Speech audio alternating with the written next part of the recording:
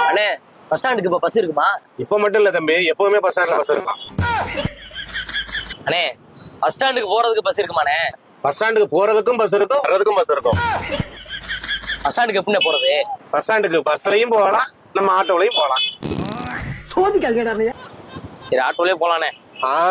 அப்படி வா வழிக்கு. முதல்ல போட்டு ஆட்டோ வாங்கி வச்சுட்டு உங்களுக்கு பஸ்ஸுக்கு டைம் சொல்லி இருப்பாங்களே, ஆட்டோலயே போலாவா? எவ்வளோண்ணே ஆட்டோவுக்கு? ஆட்டோவுக்கு 150 ரூபா. என்ன எப்படி சொல்றீங்க? அப்ப இப்படி சொல்றேன், 150 ரூபா. அண்ணே சொல்லுங்கண்ணே. உனக்காக 130 ரூபா. அண்ணே 100 ரூபா போட்டுருங்கண்ணே. தம்பி பஸ் வர்றதுக்கு நான் 3/4 மணி நேரம் ஆகும். 130 ரூபானா வா போலாம். சரி ஆட்டோலயே போறோம்ண்ணே. வாங்கண்ணே வா போலாம். அண்ணே 100 ரூபா போட்டுக்கலாமா? தம்பி பேச்சுன்னா பேச்சா இருக்கணும். அப்ப ஒரு பேச்சு இப்ப ஒரு பேச்சு பேசக்கூடாது. சரிண்ணே சரிண்ணே வண்டி எடுங்க போச்சுக்காதீங்க போனேன்.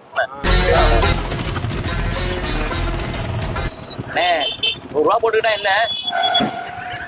தம்பி உன் பேச்சு சுத்தம் இல்லையாப்பா. இறங்க பாடி மாவள. அண்ணே அண்ணே போச்சுக்காதீங்க. அண்ணே போட்டுக்கிறேன், உனக்கு தெரியாதானு சொல்லிட்டேன், கேட்க மாட்டேன். போனேன் கம்முனு வாப்பா. அண்ணே தம்பிக்கா ஒரு 100 ரூபா போட்டுக்கலாண்ணே. இல்ல தம்பி உன் பேச்சு சுத்தம் இல்லையே. ஐயோ இறங்க மாறடி. இறங்கியா போய் இறங்கி போய் போய மாதிரி ஆலையிலே வர்றாங்க. இப்ப